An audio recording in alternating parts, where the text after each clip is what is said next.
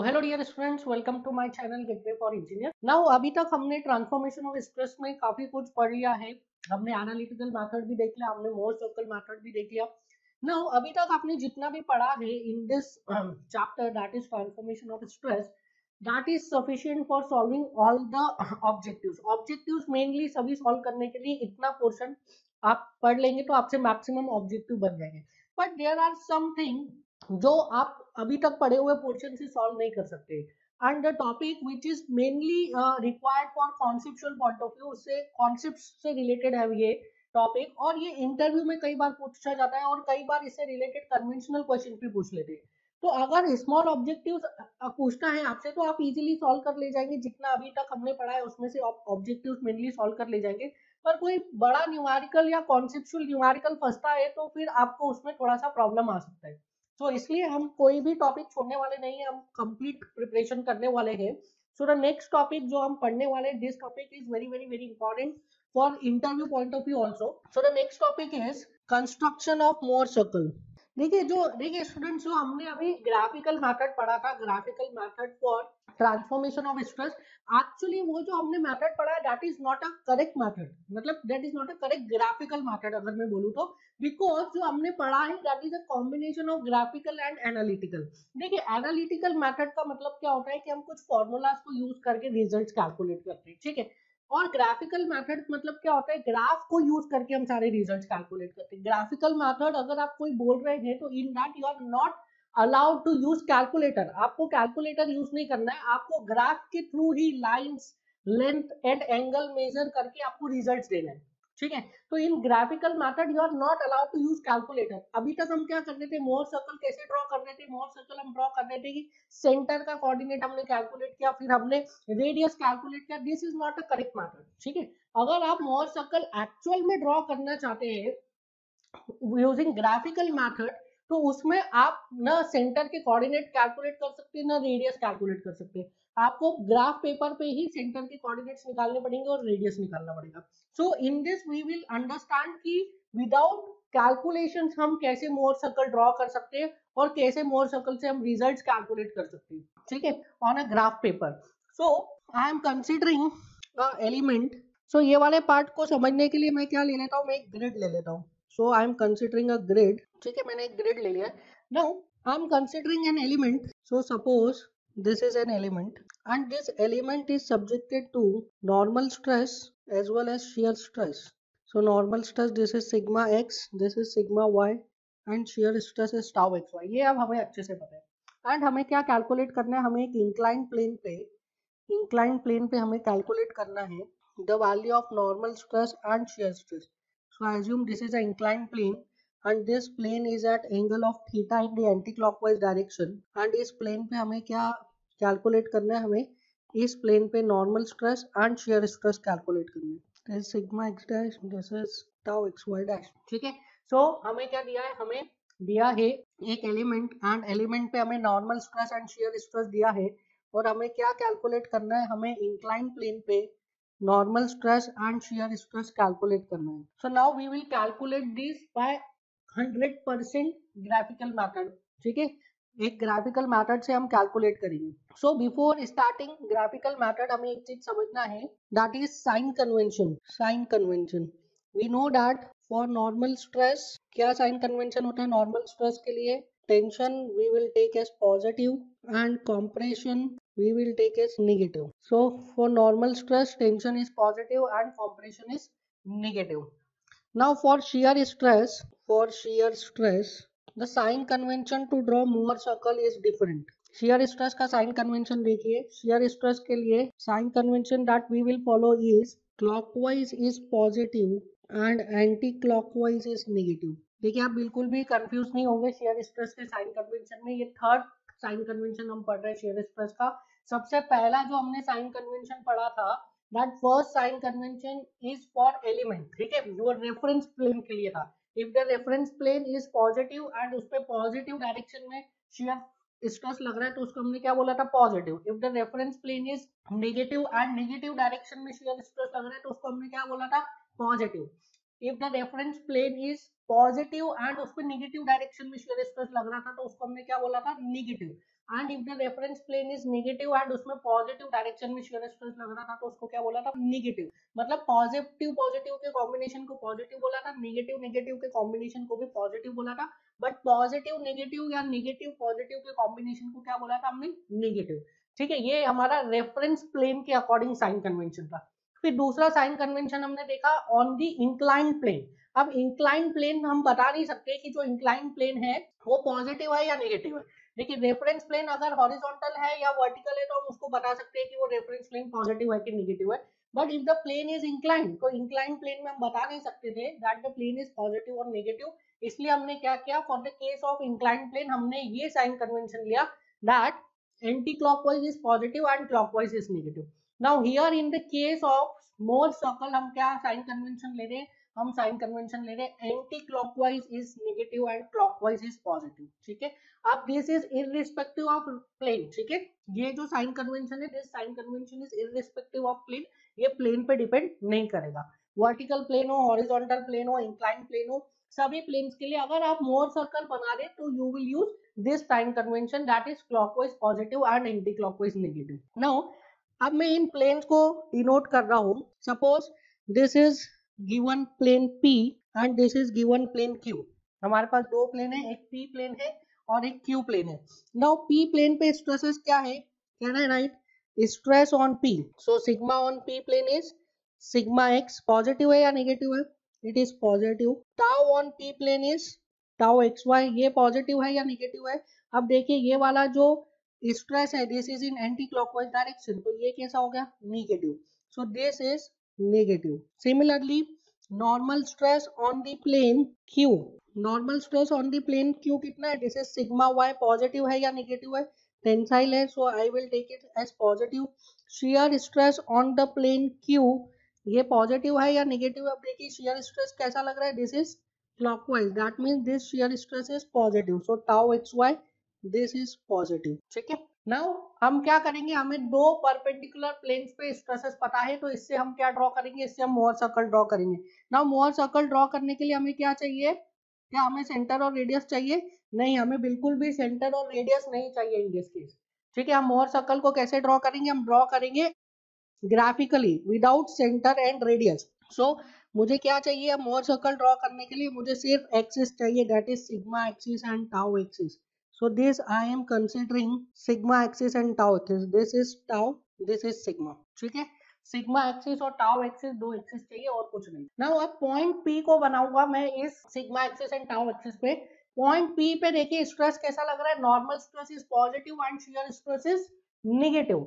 सो अब मुझे क्या करना है, मुझे कोई स्केल अज्यूम करना है। अब यहाँ पे मेरे पास न्यूमेरिकल वैल्यूज नहीं है, बट मैं अज्यूम कर रहा हूँ that the value of sigma p is 10, the value of tau p is 4, ऐसे ही अज्यूम कर रहा हूँ। ठीक है, रेंडम वैल्यूज ले रहा हूँ। The value of sigma q is 2 and the value of tau q, तो वापस 4 आएगा बिकॉज दिस इज कॉम्प्लीट। सो ये जो मैंने वैल्यूज लिए दीज आर रेंडम वैल्यूज, जरूरी नहीं है कि यही वैल्यूज हो, ये जस्ट मैं आपको समझाने के लिए कुछ वैल्यूज अज्यूम कर रहा हूँ।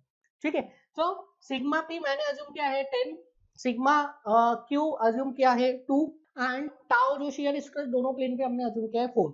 तो अब देखिए मैं सबसे पहले p पॉइंट को बनाता हूँ। p पॉइंट के कोऑर्डिनेट क्या हो जाएंगे, 10,4, sorry 10,-4 because shear stress is negative, तो p पॉइंट के कोऑर्डिनेट क्या हो जाएंगे 10,-4। सो p पॉइंट को लोकेट करिए। So here I am locating p point, so it is 10,-4, देखते जाइए। This is 1, 2, 3, 4, 5, 6, 7, 8, 9, 10। ठीक है, तो ये आ गया हमारा x coordinate 10 and y coordinate is -4, तो 1, 2, 3, 4। सो यहाँ पे आ जाएगा हमारा p point. So this is point p। ठीक है, ये p पॉइंट आ गया। नाउ अब q पॉइंट देखते हैं। q पॉइंट कहाँ पर है, it is +2 and +4। q point के कोऑर्डिनेट क्या है, +2 एंड +4। सो यहाँ पे देखिए दिस इज 1, 2, सो ये x कोऑर्डिनेट हो गया q पॉइंट का एंड y कोऑर्डिनेट इज 1, 2, 3, 4। सो ये हो गए हमारे क्या, q पॉइंट का कोऑर्डिनेट। तो हमारे पास p पॉइंट का कोऑर्डिनेट भी आ गया, हमारे पास q पॉइंट का कोऑर्डिनेट भी आ गया। अब हमें पता है, क्या पता है हमें, कि दो प्लेन्स के बीच में अगर लोडिंग डायग्राम में एंगल है थीटा, तो मोर सर्कल में उन दोनों प्लेन्स को रिप्रेजेंट करने वाले पॉइंट्स के बीच में कितना एंगल होगा, 2 थीटा। सो ये जो P एंड Q प्लेन है, P एंड Q plane, this is P plane this is Q plane, इन दोनों के बीच में लोडिंग डायग्राम में कितना एंगल है, दैट इज 90 डिग्री। तो मोहर सर्कल पे इन दोनों के बीच में कितना एंगल हो जाएगा, 180 डिग्री। सो सर्कल के सरकमफरेंस पे दो पॉइंट्स है और उन दोनों पॉइंट्स के बीच में एंगल 180 डिग्री, इसका मतलब क्या है, वो डायमीटर के दो एक्सट्रीम पॉइंट्स है। समझ में आया, सर्कल पे कोई भी दो पॉइंट्स है एंड उन दोनों पॉइंट्स के बीच में if the angle is 180 degree, that means क्या है, वो डायमीटर के दो एक्सट्रीम पॉइंट्स है। दैट मींस अगर मैं इस P को Q से ज्वाइन करूंगा तो ये लाइन क्या रिप्रेजेंट करेगी, डायमीटर ऑफ द सर्कल। सो ये क्या आ गया है, this PQ line is showing क्या, डायमीटर ऑफ मोहर सर्कल। ना मोहर सर्कल का आपको डायमीटर मिल गया है, अगर आपको सेंटर चाहिए तो क्या करेंगे, इस PQ पॉइंट का सेंटर पॉइंट ले लीजिए तो आपको सेंटर मिल जाएगा। सेंटर मिल गया, डायमीटर मिल गया, you can easily draw what, Mohr circle. You can do one more thing, आपको पता है कि मोहर सर्कल का सेंटर कहाँ लाई करता है, मोहर सर्कल का centre always and always and always lies on sigma axis. Mohr circle का सेंटर कहाँ लाई करेगा, सिग्मा एक्सिस पे। दैट मींस जो पॉइंट सिग्मा एक्सिस और ये लाइन का इंटरसेक्शन है वो क्या है, सेंटर ऑफ द सर्कल। तो हमें सेंटर ऑफ द सर्कल मिल गया है और हमें डायमीटर मिल गया है, we can easily draw the circle. तो सर्कल बना लीजिए आप। So this is the required Mohr circle, ये हमारा क्या बन गया है, मोहर सर्कल। नाउ आप ध्यान देंगे कि हमने ये मोहर सर्कल बनाते हुए कोई भी फॉर्मूला यूज नहीं किया है, कोई भी कैलकुलेशन नहीं किया, हमने डायरेक्टली बनाया है इस मोहर सर्कल को। सो देखिए यहाँ से this point P is representing what, this point P is representing plane P on loading diagram, and this point Q is representing what, this point Q is representing plane Q on loading diagram. So point P क्या represent कर रहा है, loading diagram पे plane P को represent कर रहा है, and point Q क्या represent कर रहा है, loading diagram में Q को represent कर रहा है। Now अब हमें क्या कैलकुलेट करना है, हमें इस इंक्लाइन प्लेन पे, I am writing this incline plane as R, हमें इस इंक्लाइन प्लेन पे normal stress and shear stress calculate करना है। सो आप देखिए कि इंक्लाइन प्लेन जो P है, P प्लेन से कितने इंक्लिनेशन पर है, theta, and we know that theta on the loading diagram is equal to 2 theta on Mohr circle. So अगर मोहर सर्कल पे आपको पॉइंट R चाहिए तो आपको क्या करना पड़ेगा, 2 थीटा रोटेट करना पड़ेगा, किसको, पॉइंट P को। So if you want to calculate point R on Mohr circle, so you have to rotate this point P by 2 theta, point P को आपको 2 थीटा रोटेट करना पड़ेगा। So if you rotate point P by 2 theta in anti clockwise direction तो आपको क्या मिल जाएगा, आपको मिल जाएगा पॉइंट R। ठीक है, नाउ ये R पॉइंट आपको मिल गया है, ठीक है, R पॉइंट मिल गया। अब R पॉइंट का आप सिग्मा कोऑर्डिनेट ले लीजिए, दैट इज हॉरिजॉन्टल कोऑर्डिनेट ले लीजिए तो आपको क्या मिल जाएगा, सिग्मा मिल जाएगा। R पॉइंट का वर्टिकल कोऑर्डिनेट ले लीजिए तो आपको क्या मिल जाएगा, आपको टाउ मिल जाएगा। So if you want to calculate the value of stress at R, so you can easily calculate the value of stress. कैसे कैलकुलेट कर सकते हैं, so this is representing what, this is representing sigma x dash, ठीक है। And if you want to calculate shear stress, so shear stress भी आप calculate कर सकते हैं। So this is representing what, this is representing shear stress tau x y dash. So यहाँ से आपके पास क्या आ गया, यहाँ से आपके पास आ गया shear stress that is tau xy dash and normal stress that is sigma x dash on the plane R plane पे या इंक्लाइन प्लेन पे आपके पास shear stress and normal stress आ गया एंड हमने यहाँ पे कोई भी कैलकुलेशंस नहीं किए। नाउ अब अगर आपको किसी भी प्लेन पे चाहिए, किसी भी प्लेन पे आपको स्ट्रेस चाहिए, normal stress and shear stress, so what you have to do, अगर वो प्लेन लोडिंग डायग्राम में थीटा एंगल पे है तो आप मोहर सर्कल में 2 थीटा पे लाइन बना लीजिए from the point P, point P से 2 थीटा पे आप लाइन बनाते जाइए और आपको क्या मिलते जाएंगे, आपको अलग अलग पॉइंट्स पे क्या मिलते जाएंगे, अलग अलग पॉइंट्स पे आपको normal stress and shear stress, normal stress and shear stress आपको मिलता जाएगा। सो दिस इज वेरी इजी, ठीक है। नाउ अब बात आती है हमें इनफाइनाइट नंबर ऑफ प्लेन्स पे स्ट्रेसेस से क्या मतलब है, हम किस चीज में इंटरेस्टेड रहते हैं, हम इंटरेस्टेड रहते हैं maximum value of shear stress and maximum value of normal stress. तो हम सबसे पहले देखते हैं maximum value of normal stress. हमें पता है कि मोहर सर्कल सिग्मा एक्सिस को जहां पे कट करता है वहां पे हमें क्या मिलता है, वहां पे हमें maximum value and minimum value of normal stress मिलता है, दैट मीन प्रिंसिपल प्लेन मिलता है। सो मोहर सर्कल पे प्रिंसिपल प्लेन कौन से पॉइंट रिप्रेजेंट करते हैं, this point A and point B represent करते हैं किसको, प्रिंसिपल प्लेन को। पॉइंट ए क्या रिप्रेजेंट करता है, major principal plane and point B represent करता है माइनर प्रिंसिपल प्लेन। नाउ अब मोहर सर्कल हमने बना लिया तो प्रिंसिपल स्ट्रेसेस तो हम इजीली कैलकुलेट कर लेंगे, जो अभी तक हम कैलकुलेट करते आए जिस तरीके से। एंड बट हमें यहाँ से क्या कैलकुलेट करना है, हमें एंगल कैलकुलेट करना है कि किस एंगल पे हमें प्रिंसिपल प्लेन मिल रहा है, प्रिंसिपल प्लेन का इंक्लिनेशन क्या है। तो यहाँ से आप एकदम इजीली कैलकुलेट कर सकते हैं इंक्लिनेशन ऑफ प्रिंसिपल प्लेन। क्या करना है आपको, आपको सिर्फ एंगल मेजर करना है from point P to A। This is what, this is 2 theta P, ठीक है। The angle of point P to point A on the Mohr circle will give you what, will give you inclination of the principal plane. But यहाँ पे मोर circle में हमें पता है कि theta क्या होता है, डबल होता है एंड लोडिंग डायग्राम में थीटा उसका हाफ होता है। So if you want to calculate theta पे, आप इस एंगल को हाफ कर लीजिए। सो पॉइंट पी से पॉइंट ए के बीच में जो एंगल है, वो एंगल क्या रिप्रेजेंट कर रहा है, वो रिप्रेजेंट कर रहा है नथिंग बट 2 थीटा पी। सो यहाँ से आपने एक इंक्लाइन प्लेन पे भी स्ट्रेस कैलकुलेट कर लिए, आपने प्रिंसिपल प्लेन का पोजीशन भी कैलकुलेट कर लिया। प्रिंसिपल प्लेन पे स्ट्रेसेस तो हमें ऑलरेडी कैलकुलेट करना आते हैं, वो तो एकदम ही इजी है। अब हम कैलकुलेट करेंगे उस प्लेन पर स्ट्रेस जिस प्लेन पर शियर स्ट्रेस मैक्सिमम है, that is the value of maximum shear stress. So if you want to calculate maximum shear stress, so maximum shear stress का प्लेन कौन सा होता है, दिस प्लेन। इस पॉइंट पर क्या आ रहा है, इस पॉइंट पर the value of shear stress is maximum, this is tau max and we will call it as point C and D. So point C and point D पर क्या है, point C and point D पर shear stress की value maximum है। So point C represent कर रहा है plane of maximum shear stress को एंड पॉइंट डी भी रिप्रेजेंट कर रहा है किसको, plane of maximum shear stress. अब हमें इस प्लेन का लोकेशन निकालना है, तो हमने ऑलरेडी पढ़ा था क्या, the plane of maximum shear stress is at 45 degree to the principal plane. तो यहाँ पे देखिए प्रिंसिपल प्लेन कहाँ है, principal plane is at point A and plane of maximum shear stress is at point C. इन दोनों के बीच में एंगल कितना है, 90। तो मोहर सर्कल में अगर 90 एंगल है तो लोडिंग डायग्राम में कितना हो जाएगा, 45। ठीक है, मोहर सर्कल से अगर आपको 90 डिग्री का एंगल मिल रहा है यहाँ मोहर सर्कल में, तो आपको लोडिंग डायग्राम में 45 मिलेगा। That means this plane of maximum shear stress is at 45 degree in the loading diagram from the principal plane. और अगर आपको वर्टिकल प्लेन से कैलकुलेट करना है angle of maximum shear stress वाला प्लेन का, so you can easily calculate। आप ये वाला एंगल मेजर कर लीजिए, this is 2 theta p plus 90। आप मेजर कर लेंगे डायरेक्टली तो आपको एंगल मिल जाएगा।